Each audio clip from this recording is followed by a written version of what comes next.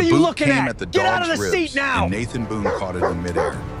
The whole Yeah, bus went move quiet. it, and 4 control men had your spent stupid 6 dog. minutes taking money from tired people who were too afraid to look up, and out of 30 passengers, they picked the one who had been counting their footsteps instead of his own breathing. Dominic Rieger felt his ankle turn the wrong way and understood far too late exactly what he had put his hands on. If you want to see where this goes, subscribe and stay with me all the way to the end. And leave the name of the city you are watching from in the comments so I can see how far this story has traveled. Nathan Boone stood on the sidewalk in front of a small green house on Delcourt Street for 11 minutes without knocking. He knew it was 11 minutes because he counted. He counted the way other people breathed without deciding to.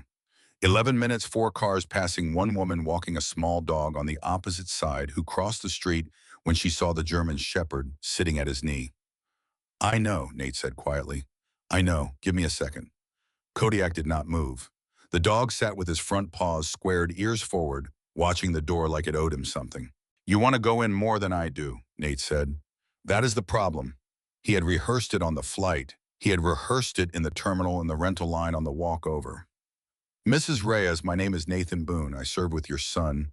I have something that belongs to your family." 12 words. He had cleared rooms with fewer. His hand came up, stopped, came down. "Tomorrow," he said. Kodiak turned his head and looked up at him, and Nate could not tell whether he was imagining the judgment in it. "Do not start with me." They walked. The wind off the water came up Delcourt in gusts that smelled like rust and salt and diesel, and Nate let it push against his chest because it gave him something to lean into. Marrow Point in October. Row houses with plywood in half the windows. A laundromat with a paper sign that said, "Cash only, please understand."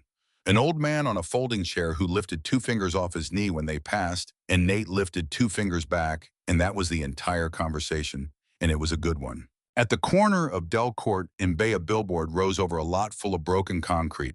A man in a gray suit smiled down from it with silver hair and a jaw like a mailbox. Marrow Point, the future starts here. And under that smaller, paid for by Friends of Arlen Prescott Harbor Commission. Nate looked at it for 2 seconds. Somebody had thrown a bottle at the man's face and the paint was chipped away from the left eye, so the smile came out crooked and wrong, and something in Nate's stomach registered it the way you register a floorboard that creaks under weight. He kept walking. He had 18 days of leave left and no intention of spending any of them thinking about a billboard. That was the last easy decision he made in the city of Baltimore. The 27 bus pulled up to the shelter on Bay with a hiss that sounded like an animal giving up. The driver was a heavy man with a shaved head and reading glasses pushed up on his forehead. His name tag said R. NChemDI. Taped to the dashboard curling at the corners was a photo of a girl in a graduation gown. "Dog got papers?" the driver asked. "He is service certified. He bite only when I tell him to." The driver looked at him over the glasses. Then he laughed one short bark of it and waved him past. "That is either a joke or it is not, and I have decided not to find out. Go on." Nate paid and moved down the aisle. I did what he always did, which was ride the bus.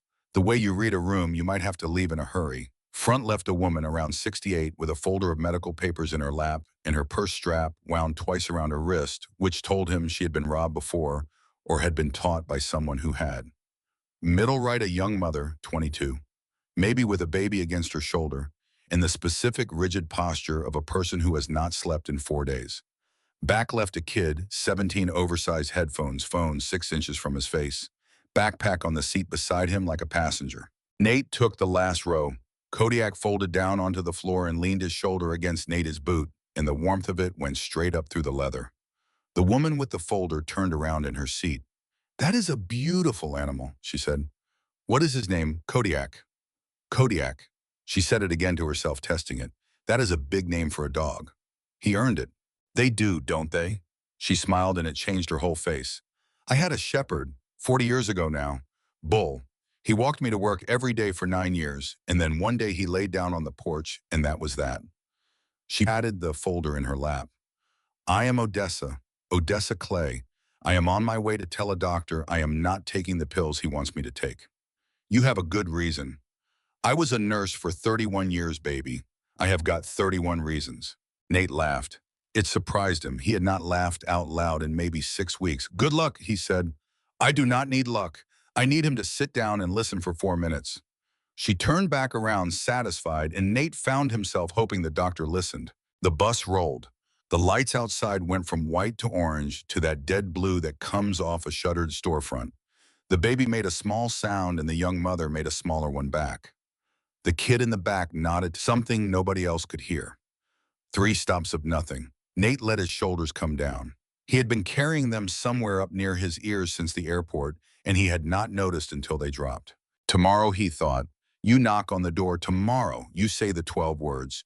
You give the woman her son's dog for the weekend, and you let her hold him and cry, and you stand there and let it happen, because that is the job now. The bus slowed for the 4th stop. Kodiak's head came up off the floor. Not a growl, not yet. Just the head and the ears, and one paw shifting under him to take weight. Nate looked at the dog before he looked at the door. That was habit, too. The dog was always faster. "Easy," he said. "Okay." 4 men came up the steps.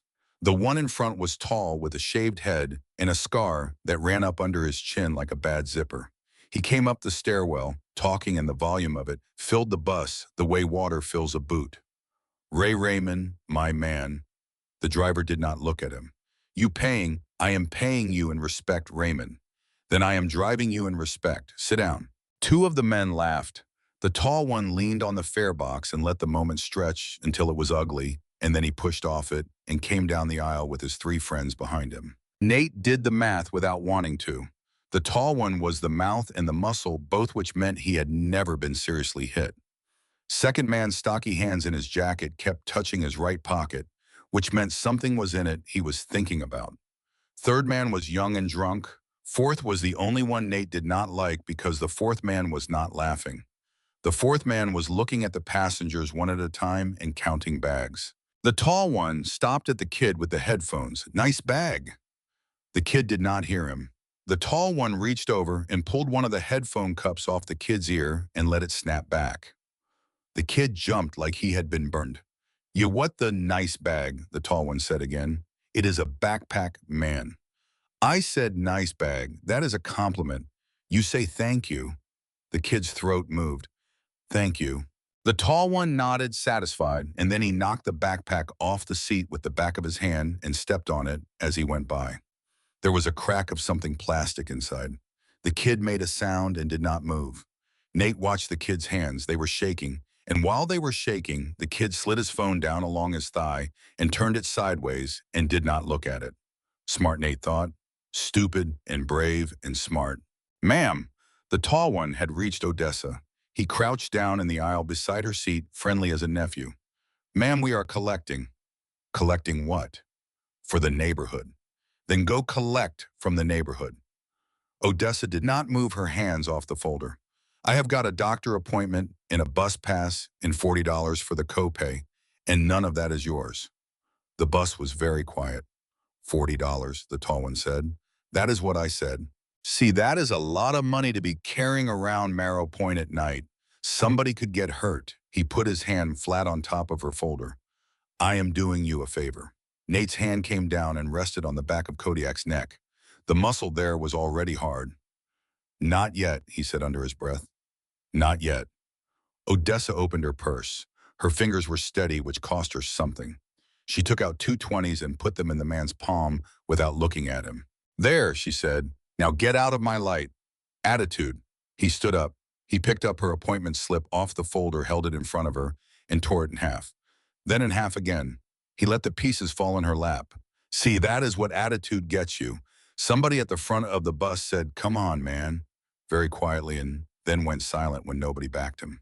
The young mother had turned her whole body toward the window, with the baby pressed into her neck, making herself as small as a person can make themselves. The 2nd man stopped by her seat. "What is in the bag, Mommy?" "Diapers." "Show me." "It is diapers." "Show me." Nate stood up. He did not plan it.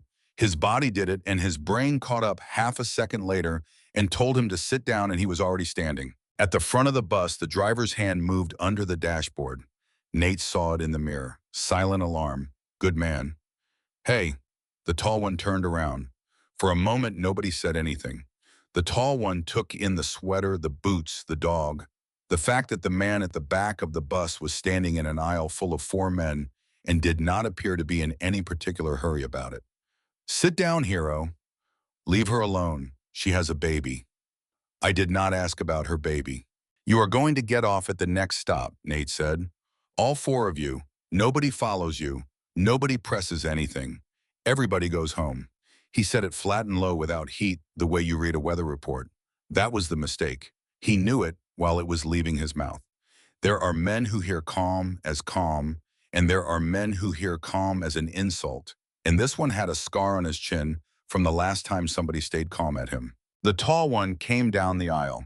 His friends peeled off behind him and spread as much as the narrow space would let them, and Nate watched them do it and understood that they had done this before and had never once been made to pay for it. You know who I am? No, Deuce. Okay. Deuce, the man said, again louder, like the volume would install the meaning. Okay. Kodiak stood up. It happened without a sound. 1 second there was a dog on the floor, and the next there was 78 pounds of shoulder and chest between Nate and the aisle, and Deuce stopped walking. The growl came up out of the dog's ribs so low that Odessa felt it in the metal of her seat frame 4 rows away. Deuce laughed, but he laughed a half-beat late. That thing bite Kodiak off. The growl stopped as if a switch had been thrown. The dog sat. He did not look away from Deuce's throat, but he sat and he did it inside a single second, and every man on that bus watched it happen. And that more than anything was what ruined it. Because Deuce had spent his entire life around men who did what he said out of fear, and he had just watched an animal do what the stranger said out of something else entirely. He did not have a word for it. He only knew that the man at the back of the bus had not looked away, had not begged, had not reached for his wallet, had not done one single thing that Deuce's whole world was built on. Look at that, Deuce said. His voice had changed. Look at that. Well trained. Somebody spent money on you. Somebody spent his life on him, Nate said. What? Nothing. Next stop, all four of you. You think you are somebody? Deuce's face had gone tight and red at the edges. You come on my bus with your big in your voice like you are talking to a kid. I am asking you once more. Nah. Deuce shook his head slowly. Nah, see, I am going to teach you about respect, and I am going to start with your dog. Nate felt the whole thing arrive. There is a moment before violence when the air changes pressure, and he had lived inside that moment so many times that it no longer frightened him. It only made him very tired. He felt his heart rate, 62. He felt where his weight was. He felt the width of the aisle and the height of the seatbacks and the position of the fourth man who had gone very still and was watching Nate's hands instead of his face. Please, he thought, please do not. Deuce shifted his weight onto his back foot. Do not, Nate said. The boot came. In 12 seconds, Nate caught the ankle 6 inches off the floor, rolled it hard to the outside, and swept the man's standing leg out from under him. Deuce went down onto the ribbed rubber flooring on his back, and the sound of it stopped every conversation on the block outside. The second man swung before Deuce landed.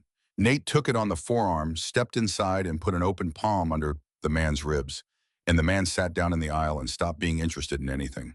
The third and fourth came together, which was the only mistake available to them in a space that narrow. Nate caught the third one's wrist pulled instead of pushed and used him to knock the fourth into a seat back. The fourth came up fast. He was the dangerous one. He came up with his hand going toward his waistband. Nate got there first, put a hand on the wrist and a shoulder into the chest, and folded him into the seat with one forearm across his collarbone. Do not, he said, very close to the man's ear. You do not want the rest of tonight to go that way. Neither do I. The man looked at him. Something in his face changed, some recognition of category rather than person, and his hand came away empty and open. Okay, he said. Okay. Nate stepped back into the aisle. Nobody moved. 12 seconds and there were 4 men on the floor of a city bus, and every one of them was breathing, and none of them was going to walk right for a week. Nate had not raised his voice one time.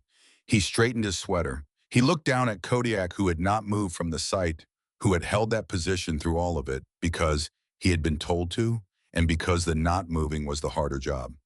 Good boy, Nate said. Good boy. Then he sat down. The silence afterward was a physical thing. Odessa Clay was the first one to move. She bent forward with her purse strapped still around her wrist and picked her two 20s up off the rubber floor where they had fallen out of Deuce's hand. She sat back up. She smoothed the bills against her knee twice. Then she looked at Nate for a long moment. "What is your name, son?" "Nate." "Nate," she nodded. "Nate, you did that too fast for me to be scared. Scared. I want you to know I appreciate that." The kid with the headphones had not lowered his phone. He was staring at Nate over the top of it, and his hands were shaking so badly that the frame kept sliding, and he had the specific expression of somebody who has just realized what is on their memory card. "Yo," he said. His voice cracked. "Yo, I got that. I got all of that." "Turn it off," Nate said. "What?" "Turn it off, please." "Bro, the kid stopped. Started again. "That was 12 seconds. I counted. That was, kid, what is your name?" "Miguel." "Miguel." Nate leaned forward with his elbows on his knees. "Nobody needs to see that. Turn it off and do not put it anywhere." Miguel looked at him. Then he looked at the four men on the floor and at the torn appointment slip in Odessa's lap and at the young mother who was crying silently into her baby's hair, now that it was safe to. "They stepped on my bag," Miguel said. "I know. They do this every week. I know. Nobody ever does nothing." Nate opened his mouth and found that he did not have anything to put in it. The bus pulled into the next stop with the brakes going long and slow, and there were already lights on the glass, red and blue, sliding across all their faces. The officer who took his statement had gray at the temples. In a small spiral notepad he wrote in with a pencil, "Self-defense. Defense of the other passengers mostly. You want to press? No." The officer's pencil stopped. "Say that again." "I do not want to press anything. I want to go to my hotel." "Son, you put four grown men on the floor of a public bus. They put themselves there."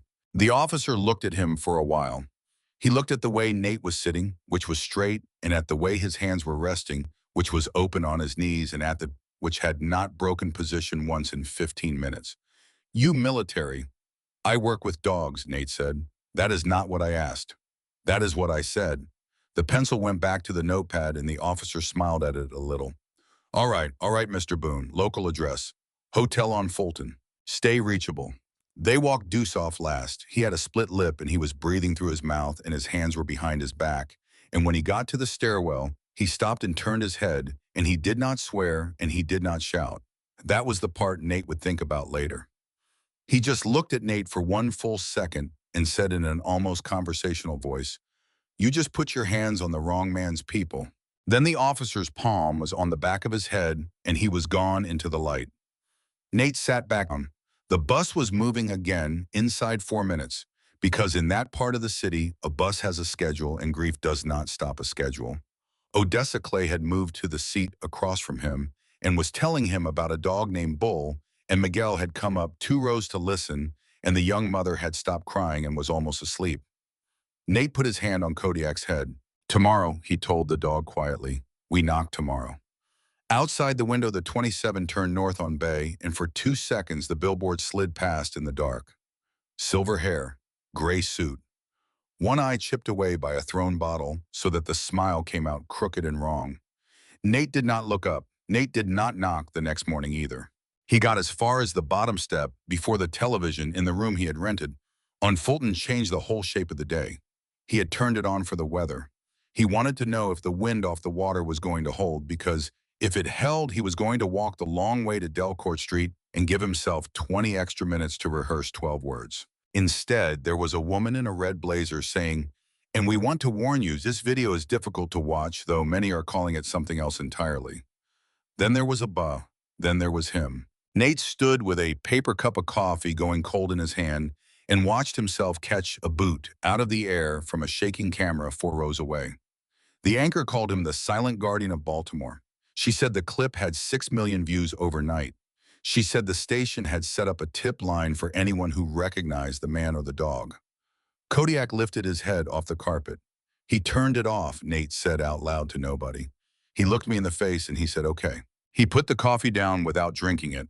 There is a particular kind of nakedness that comes from being seen, and most people never learn it because most people spend their lives wishing somebody would look.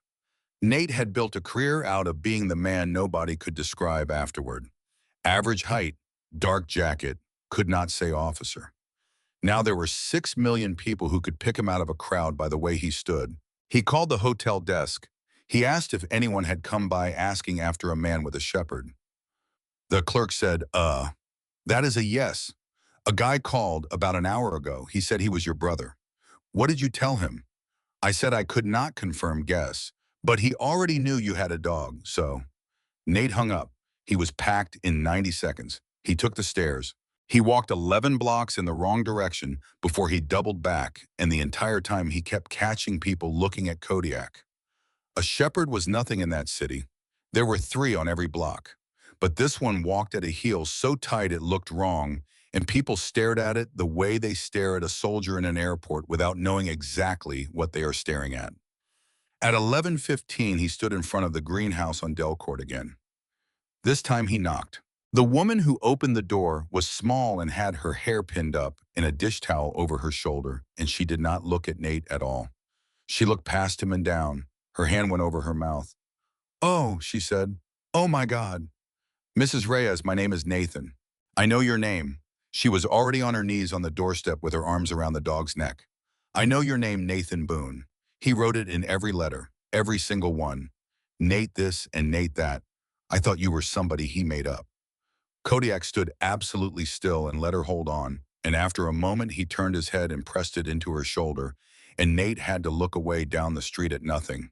"He is bigger," she said into the dog's fur. "He got so big. He eats like a felony." Danny said that. She laughed and it came apart in the middle. He said that exact thing on the phone. He said, "Mom, this dog eats like a felony." They sat in her kitchen for 2 hours. She made him eat. She was not interested in discussing whether he was hungry. She put a plate in front of him and stood there until he picked up the fork, and while he ate, she took a shoebox down off the top of the refrigerator and showed him pictures of a 19-year-old with a bad haircut who Nate had known as a 26-year-old who never shut up. "He told me he had to leave the dog behind," she said. "The last time. He said the dog was staying and he was going. And I said, 'Danny, that dog is going to sit at that gate every day until you come back.'" "He did," Nate said, "for 11 days. Mrs. Reyes put her hand flat on the table. "You were there. I was there. Do not tell me how." "Okay. I mean it. I have people who want to tell me how. The Navy wanted to tell me how. I told them I did not want the how, I wanted the who, and they said they could not give me that either." She looked up. Her eyes were dry and absolutely level. "So who? I cannot give you that. Then you are no better than them." "No, ma'am, I am not." She held his eyes for a long moment, and whatever she was looking for, she must have found some of it because she reached over and took his wrist. "He asked me for something once," Nate said. "About a year before. We were sitting on a bench outside a chow hall, and he said, 'If I do not come back, you take him and you never let him die in a kennel.' That is why you came. That is why I came. For a whole year you carried that." "Two," Nate said. Mrs. Reyes let go of his wrist and got up and went to the sink and stood with her back to him for a while, running water over a plate that was already clean. "You keep him," she said finally. "Ma'am, you keep him. I am 61 years old and I have a bad hip, and that dog needs to run 6 miles a day, and you know it." She turned around. "But you bring him. You hear me? You bring him on Sundays and I will feed you both, and you will sit in that chair and let me talk about my son to somebody who actually knew him. That is the deal." Nate had come into that house planning to hand over a leash and walk out clean. "Yes, ma'am," he said. 9 miles across the harbor in a back room under a shuttered club called the Dry Dock, a man was watching the same video for the 4th time. Victor Sallow did not throw his glass. He did not shout. He sat forward with his elbows on his knees and watched the 12 seconds again, and then rewound it and watched the 4 seconds before the 12 seconds, which was the part everyone else skipped. "Stop," he said. "There. Look at his feet." Leo, who was thin and had been Sallow's lieutenant for 6 years and had never once seen him rewind anything, leaned in. "What about them? They do not move." Sallow tapped the screen. Deuce walks at him, and he does not step back, and he does not step in. He stands there, and he lets it come to him. You know who does that? Somebody crazy. Somebody who has done it before. A lot. Sallow set the tablet down. Deuce is in county. The other three are in county. Do you know what today is, Leo Turn? Wednesday. Today is the day 42,000 people in Merrill Point found out that when you kick us, we fall down. He said it without any heat at all, which was worse. We do not sell drugs. We do not sell guns. Do you know what we sell, boss? We sell one product. We sell the certainty that if you cross us, it will be worse than whatever you were trying to avoid. That is the whole business. And a man on a bus just gave it away for free to 6 million people. He stood and buttoned his jacket. Find him, do not touch him. Find him and tell me where he sleeps. And the kid who filmed it, Salo stopped at the door. Start with the kid who filmed it, he said. Miguel Santos called Nate at 7:40 that night from a number Nate did not know, and the first thing Nate heard was a 17-year-old trying very hard not to sound like he was crying. There is a car outside my house. Slow down. Who is this? It is Miguel from the bus. There is a car outside my house, and it has been there since like 4, and my mom keeps asking me why I keep looking out the window. How did you get this number? The lady gave it to me, the reporter. What reporter? She came to my school. She said she has been trying to talk to you and I should call you if anything happened, and I said nothing is going to happen, and then a car parked outside my house. Miguel's voice went up. Man, I turned it off. I turned it off like you said. I did not post it. Nate had already picked up his jacket. Who did? My cousin. The word came out in pieces. He was on my phone. He sent it to like 4 people, and one of them has a page, and it just went. I did not even know until my aunt called. Miguel, I am so sorry. Miguel, listen to me. Is your mother home? Yeah. Are the doors locked? Yeah. Then here is what you are going to do. You are going to tell your mother everything right now, tonight, all of it, not tomorrow. And then the two of you are going to call your aunt, and you are going to sleep at her house. She lives in Dundalk. Perfect. My mom is going to kill me. Your mom is going to hug you and then kill you, Nate said. That is the correct order, and you are going to let her do both. There was a long, shaky breath on the line. Are they going to come after you?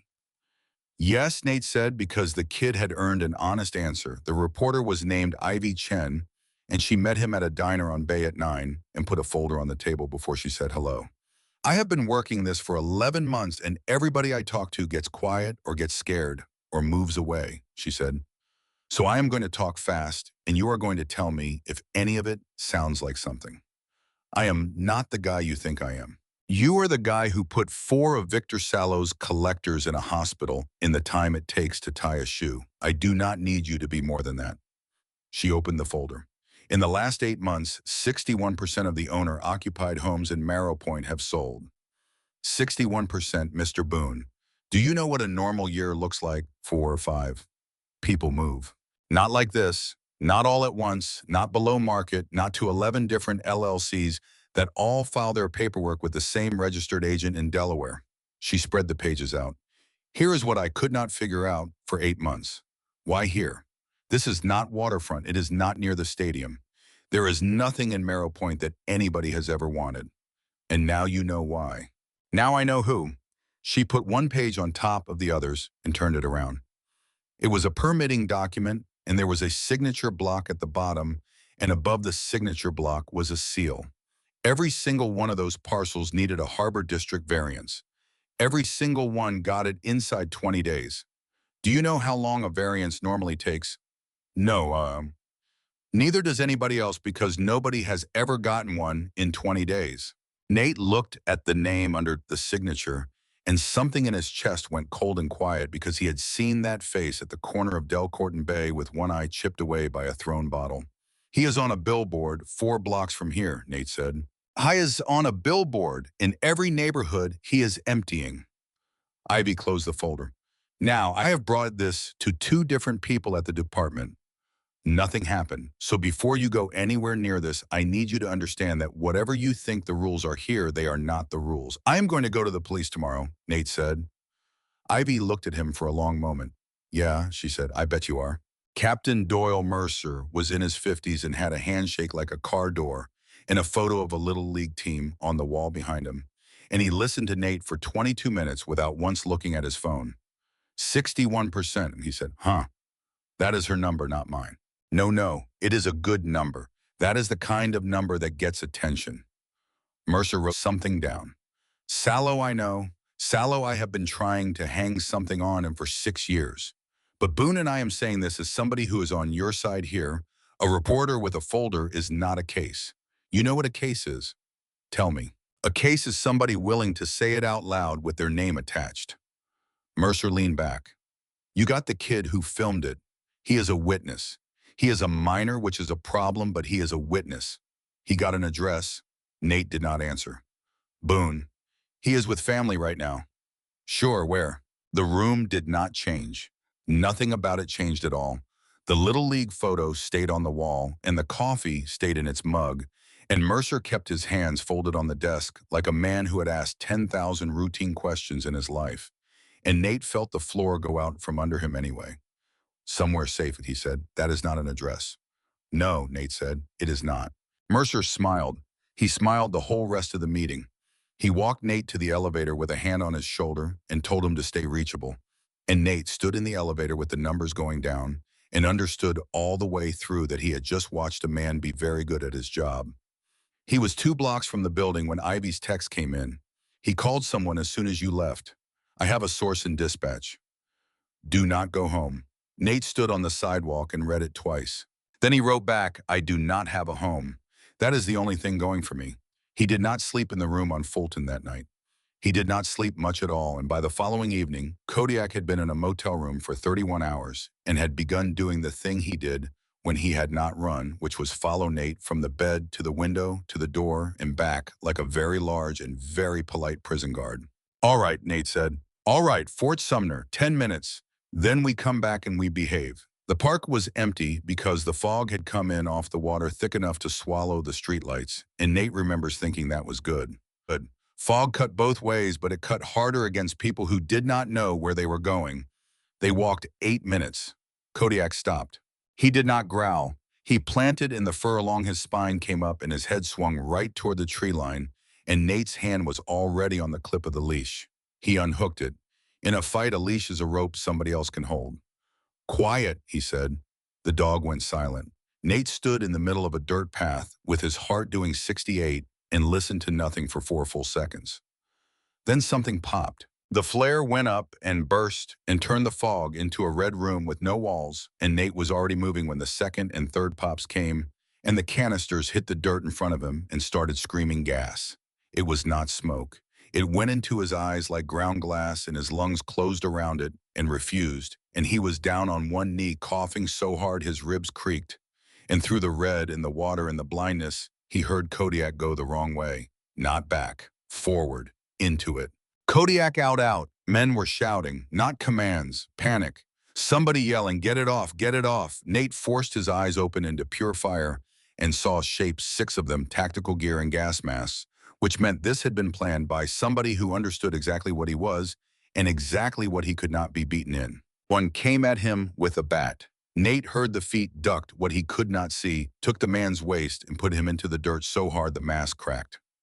2 strikes and that one stopped. He got up, and Kodiak screamed.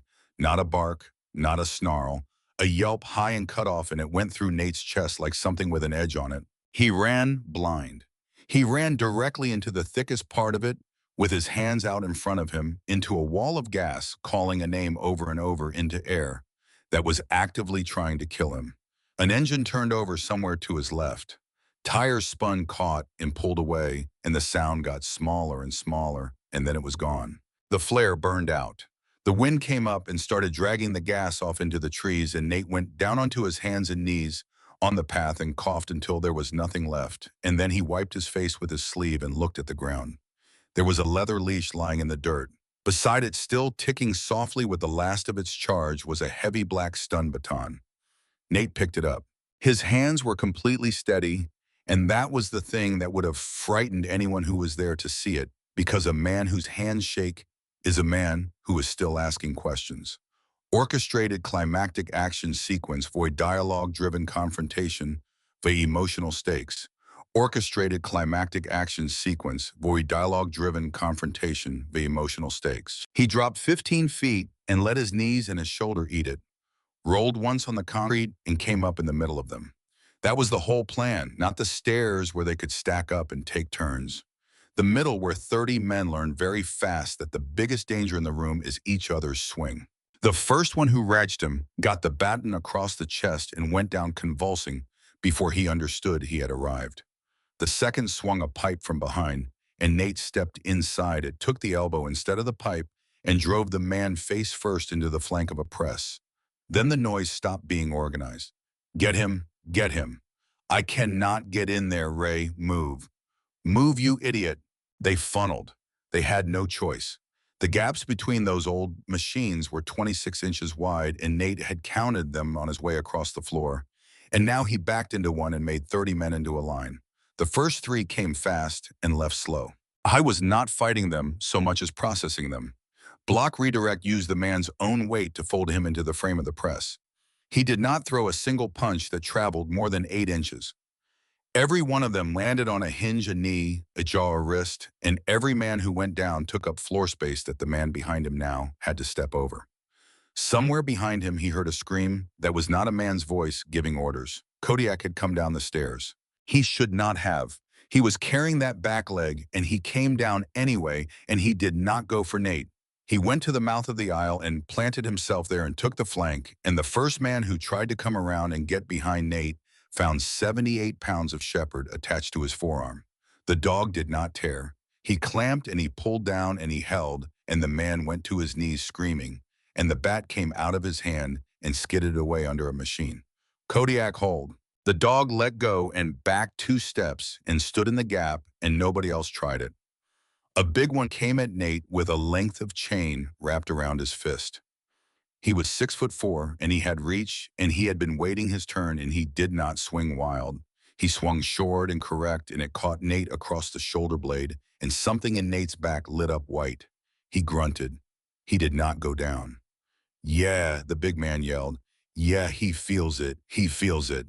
Nate turned around and looked at him. The big man's face did something complicated. You should have gone home, Nate said. He came off his back foot and hit him 3 times in 1 second. Ribs, ribs, chin, and the big man's legs quit on him, and he sat down in his own chain and stayed there. Somebody at the back of the crowd said out loud in a voice everybody heard, "Man, I do not get paid for this." And that was the moment it broke. Not the fighting, the arithmetic. Because a mob is a math problem that every single person in it is solving privately. And up until that sentence, every man in that building had been solving it as 30 against 1. Now they were solving it as 1 against 1, 30 separate times, and one of those times was going to be theirs. 4 of them peeled off toward the loading door. "Where are you going?" somebody screamed. "Where are you going?" Nate did not chase them. He worked the aisle. He worked it for 4 minutes and 20 seconds, and he took 2 more hits, one on the hip and one that opened his lip, and by the end of it, he was breathing hard and shaking out his right hand, and there were 19 men on the floor between the presses, and every one of them was still breathing. Kodiak stood in the gap with his head low, panting, and blood on his muzzle that was not his. "You are supposed to be locked in a room," Nate told him. The dog's tail moved once. Up on the catwalk, a door slammed.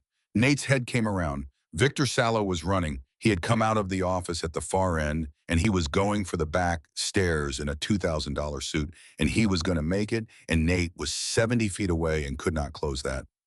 "Kodiak." The dog's ears came up. "Fetch." The shepherd went up those stairs on 3.5 legs faster than a man goes up them on 2. Sallow heard it. Sallow made the worst decision available to him, which was to turn around and look, and by the time he had finished turning, the dog was already in the air. He hit Sallow chest high, and they went down on the grating together, and the whole catwalk rang like a struck bell. Nate took the stairs. He got up there, and Sallow was flat on his back with 160 pounds of pressure on his sternum and a set of teeth 4 inches from his throat, making a sound like an engine idling. "Get it off," Sallow said. He said it very quietly because he was smart enough not to move his throat much. "Get it off me."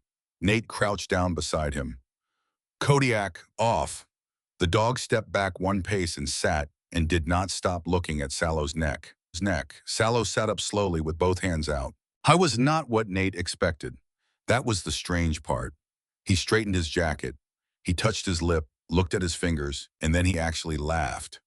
One short breath of it and shook his head. 12 seconds on the bus, he said. I watched it 11 times. I told Leo that is not a lucky civilian. The bus was yours. The bus was mine. Say it. Why you want to hear it? Sallow leaned his head back against the railing. Fine, it was mine. Deuce, and those four, they ride the 27, the 11, the 40. 3 nights a week, they take $40 off a woman going to a doctor, and they do it loud so that everybody on that bus goes home and tells their husband. And in 3 weeks, that husband calls a number off a flyer that says, we buy houses cash, and he takes 11 cents on the dollar, and he thanks us for it. Nate did not say anything. That is the product, Sallow said. I do not need to hurt anybody. I needed them to believe I might. 61%, Nate said. Sallow's eyes moved. You have been talking to the reporter. You did that to 40,000 people. No, Sallow shook his head. No, see, that is where you are wrong, and I want to be clear about this because I have a feeling this is the last conversation I get. I did that to 940 households. That is the number. I know the number. I am the guy who does it.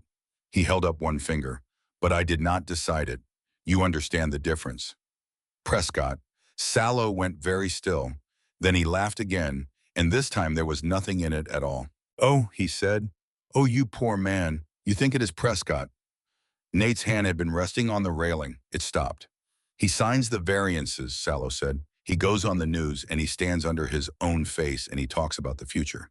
He is the most visible man in this city. Do you honestly think the most visible man in this city is the top of anything? Then who was on the phone? Nobody, Sallow said. Nobody was on the phone. I was talking to my mother. Sallow. I have a daughter, Sallow said. She is 9. She goes to school in Towson, and she thinks I own restaurants. He looked up at Nate, and for 1 second there was a person in there. So you can put me through this railing, and I am telling you honestly, you would not be the worst thing that happened to me this month. The loading door started to open. It ground on its track and the noise cut Sallow off, and both of them turned to look. Headlights. A black SUV rolled onto that floor and came to a stop in the middle of 19 men who were groaning on the concrete, and Nate felt Kodiak stand up beside him. The driver got out first. Tactical vest plate carrier, a rifle held the way you hold one when you have been taught by somebody with a budget. Then the back door opened. Arlen Prescott stepped out in a gray overcoat and looked around that factory the way a man looks at a restaurant that has gotten his order wrong. Nate knew the face. Of course he knew the face. He had walked past it at Delcourt and Bay with one eye chipped away by a thrown bottle, and he had thought that is a man who has been photographed too many times, and he had kept walking, and every single thing that had happened since had been in motion before he ever got on that bus. Victor de Prescott called up. Are you alive? I am up here. I can see that. Prescott turned in a slow circle. 19 men, broken glass, a dog on a catwalk. 30, he said. You had 30. Arlen, I want to be accurate about this because I am going to be thinking about it for a long time. You had 30 men and a fence and 8 hours of warning, and this happened. Arlen listened to me. No. Prescott reached into his coat and took out a pistol with a suppressor threaded onto it and held it down along his leg, comfortable like a man holding a phone. No, I have listened to you for 2 years. The bodyguard raised the rifle and put the barrel on the catwalk. Kill the dog first, Prescott said. Then the man, then Victor, then we burn it, and it is gang violence, and I go on the 11 o'clock and I say that this is exactly what I have been warning them about. Sallow's mouth opened. Thomas, he screamed. Arlen, wait! Nate grabbed him by the lapels and threw him over the railing. He had 1 second, and he spent it on the only thing in the building he was willing to spend. Sallow went off that catwalk screaming and hit the concrete 15 feet down and rolled, and the bodyguard's barrel dropped and tracked him for a fraction of a heartbeat. That was the second. Kodiak, break right. The dog was already gone. He went off the stairs at full speed, cut hard right into the machines, and the bodyguard swung the rifle after him and fired a burst that walked sparks across a container wall and hit nothing at all because a shepherd running an evasion pattern between industrial presses is the single hardest target a man will ever be asked to shoot. Kodiak barked, kept barking, ran and barked, and drew that barrel further right. Nate went off the catwalk on the left side and came down behind a support column, and then he was moving through the machines with his shoulder low, and the bodyguard did not know he had lost him until he had already lost him. The man turned, He turned into a hand closing on the barrel of his own rifle. Nate shoved it up. The burst went into the roof, and glass came down on both of them, and Nate stepped in and put a knee into the man's gut, and the plate took most of it, but not the air. He hooked an elbow into the side of the helmet, What are you twisted the looking rifle at? out of his Get hands, out of the seat now! and drove the stock into his chest. The bodyguard went move down it! on his back And control did your not get up. stupid dog! Nate turned. Arlen Prescott was pointing the pistol at him from 30 feet. He fired twice. Nate was already behind a crate and splinters came off it in a spray, and he went down on one knee with his back against it and pulled out his phone and hit record. Councilman, nothing. Your man is unconscious. Your 30 are on the floor. Sallow is out there in the open and he is awake and he is looking right at you. Victor is a dead street thug, Prescott shouted. Nobody in this city takes the word of a dead street thug over mine. He already gave you up. He gave you nothing. He gave me 940 households, Nate said. He gave me the 27 and the 11 and the 40. He gave me flyers that say we buy houses cash. And he gave me one more thing, and I want you to think about what that might be because he had about 4 minutes up there to decide whose side he was going to be on.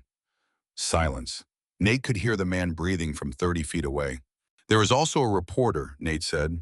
Ivy Chen, 11 LLCs, one agent in Delaware, and every variant signed inside 20 days. That is not a source. That is your signature on paper with your seal on it. Signatures are administrative. And a captain at Southeastern named Doyle Mercer made a phone call 4 minutes after I left his office. His call log is a subpoena away. You are a trespasser, Prescott screamed. You are a nobody with a dog on private property, and I can shoot you right now, and this city will give me a medal. Then why have you not? The silence after that went on a long time. Because you are recording, Prescott said. Nate said nothing. You are recording. That is what this is. A laugh high and wrong. You have got a phone. Of course you do. Well, record this. Record it.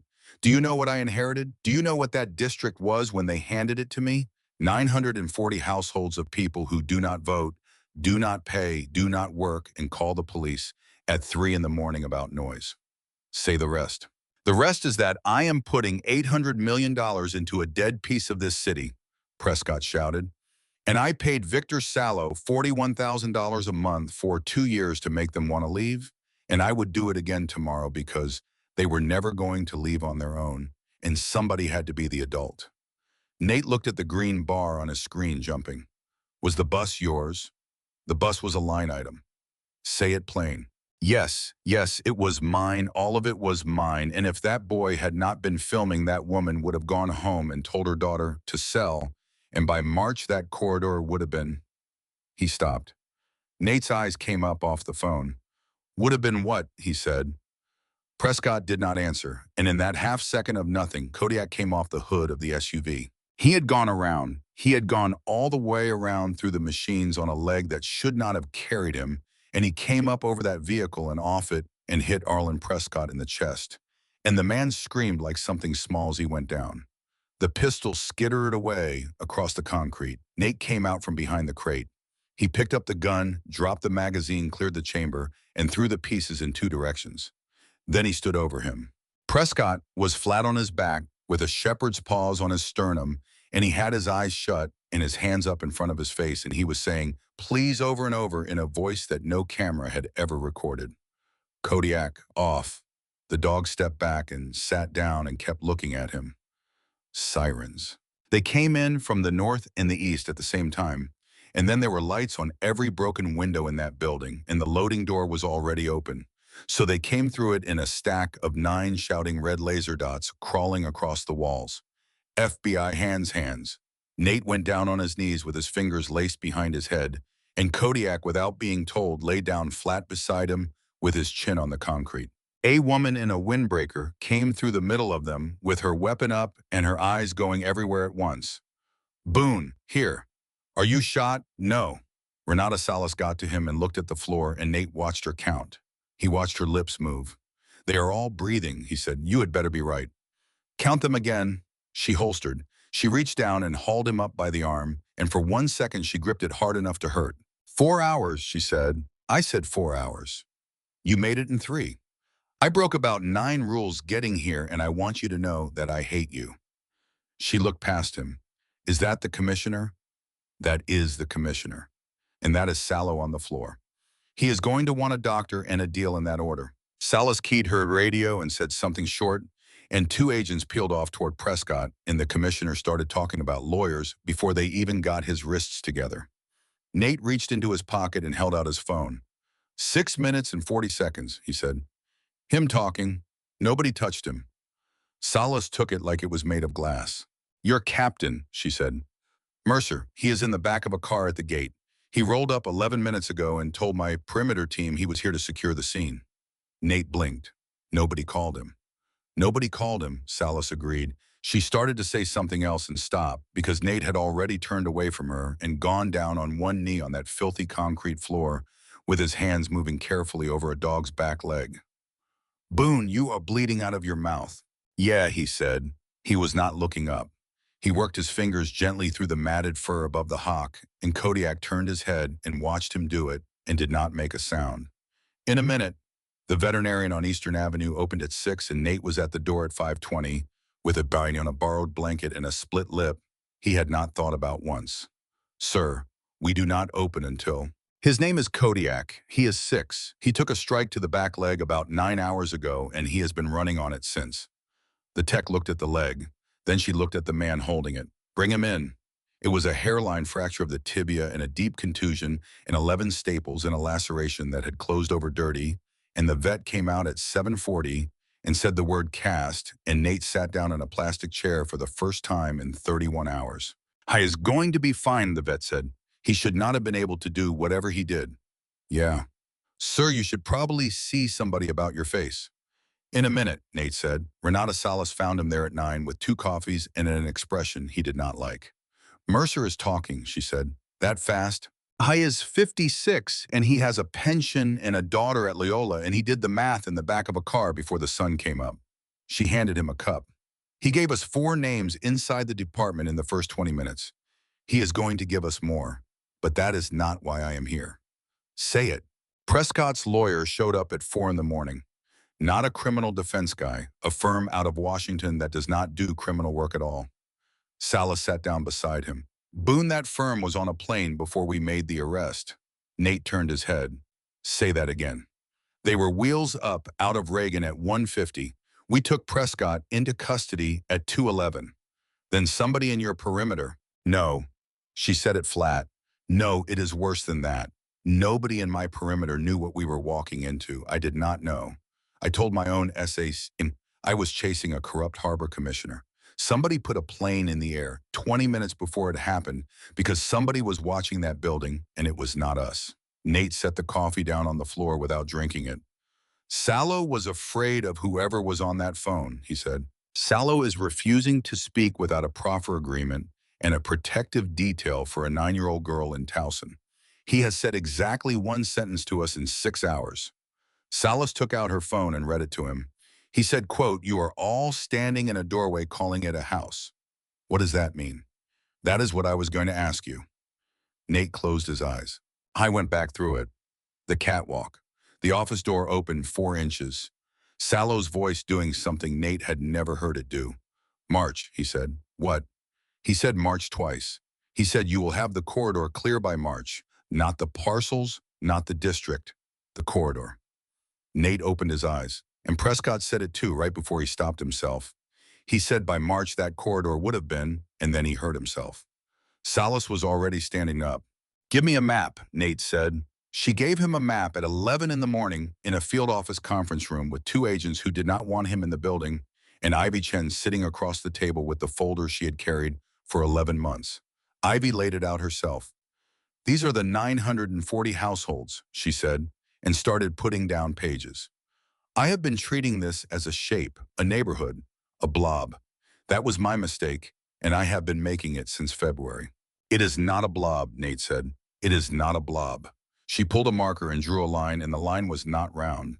It was long and narrow, and it ran from the container yards at Pier 9 northwest 4.5 miles, and it stopped at an interstate on ramp.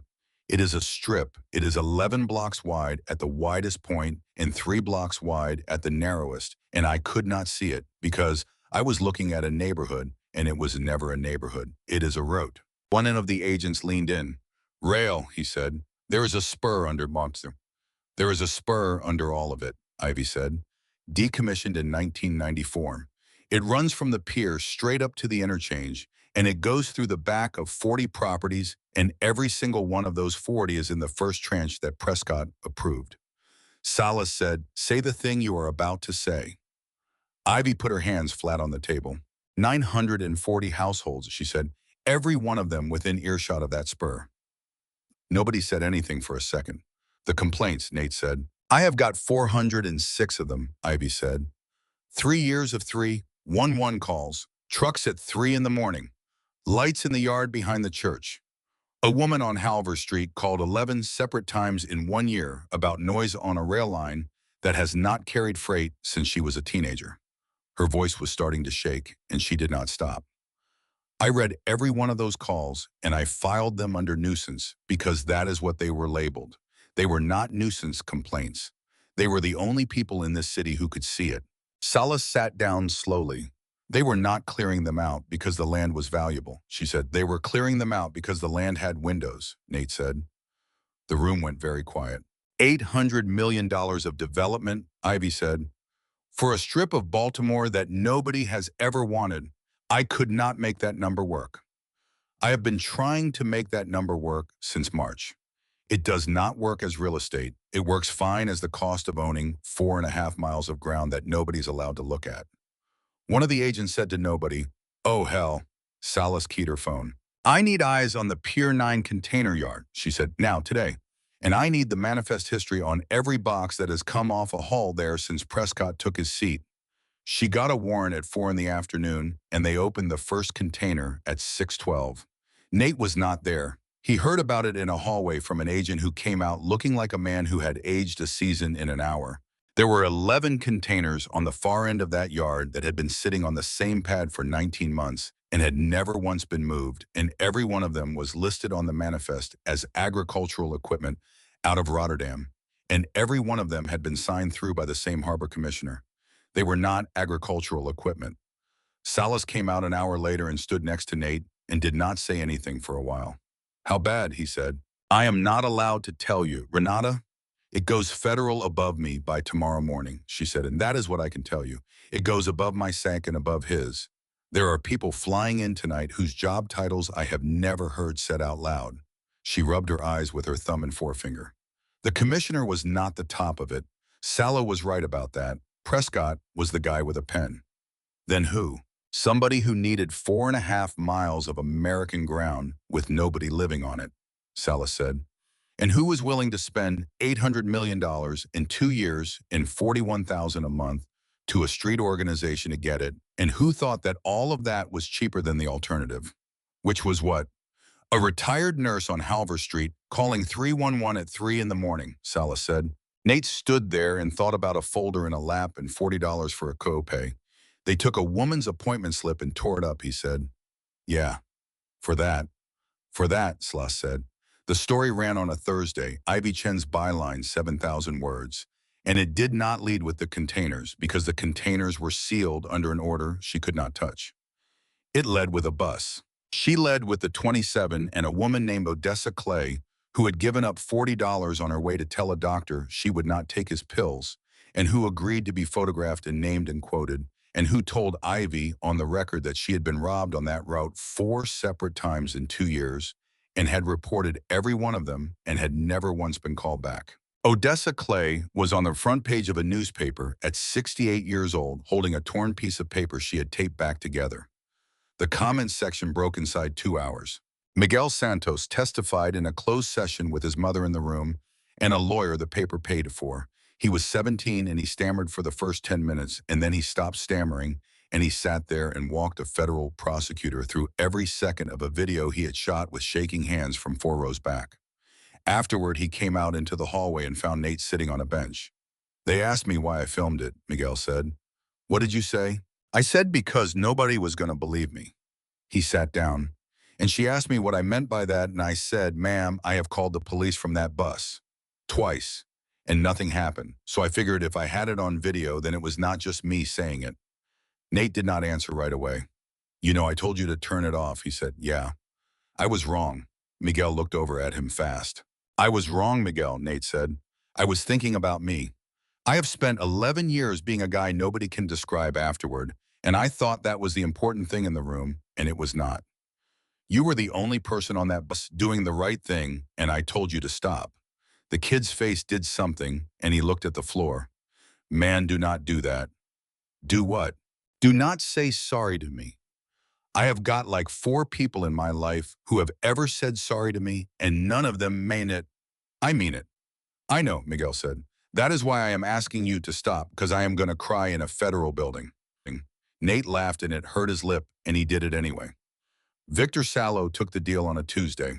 I gave them the $41,000 a month and the delivery schedule and the names of the 2 men he had actually been afraid of, and he sat for 9 days of proffer sessions and never once asked for anything except the detail on a school in Towson. He is serving 18 years.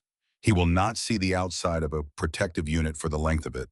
Dominic Rieger, who everybody had called Deuce since he was 14, took 11 years. I was moved twice in the first month because word had gotten around about what he had been part of, and there is a hierarchy inside those walls, and a man who scared people out of their houses on behalf of a harbor commissioner sits at the very bottom of it. Nate heard about it and felt nothing at all, and then 2 weeks later he heard that Rieger had written a letter to Odessa Clay, and he felt something he could not name. She never opened it. She told Ivy Chen on the record, I do not need his apology. I need my street back. He cannot mail me that. Arlen Prescott has not gone to trial yet. The firm from Washington is still filing, and Salas says it will be 3 years minimum, and that the case has been split into 4 pieces across 2 districts, and that at least one of those pieces is now sealed so completely that she has no idea who is working it. But the billboard came down in November. Ray and Kemdy, who drove the 27, was given a citation by the Transit Authority for pressing a silent alarm within 4 seconds of the first altercation, and at the ceremony he stood up in front of a room of people and said 7 sentences that did not appear in any press release. I have been driving that route 11 years, he said. I have pressed that button 41 times. Somebody counted for me, they went back and looked 41. I want to know where everybody was the other 40. Nobody clapped for a second. Then everybody did. The clinic on Halver Street opened in the spring in the front 2 rooms of a house that a woman had been 3 weeks from selling. Odessa Clay does not call it a clinic. She calls it the front room. It is open Tuesdays and Saturdays, and there are 2 retired nurses and a volunteer pharmacist and a folding table. And there is a rule on a sign by the door in her handwriting that says nobody gets asked for insurance in this house. Nate came by on the 2nd Saturday with a bus of blood pressure cuffs. You do not have to keep doing this, she said. I know. That is not the same as being welcome to. She took the box out of his arms.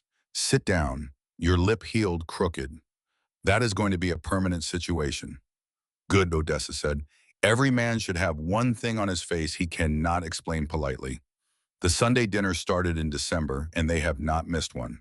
Mrs. Raz puts too much food on the table, and Nate eats all of it because she does not accept alternatives. And Kodiak lies under the chair that used to be her son's, and she talks. She talks about a boy who could not whistle and who lost 3 retainers and who called her every single Sunday from wherever he was, even when he was not supposed to say where that was.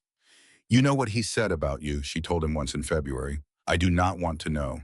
He said, Mom, there is a guy in my unit who does not talk. She refilled his glass without asking. He said, I have decided he is my best friend, and I have not told him yet. Nate put down his fork.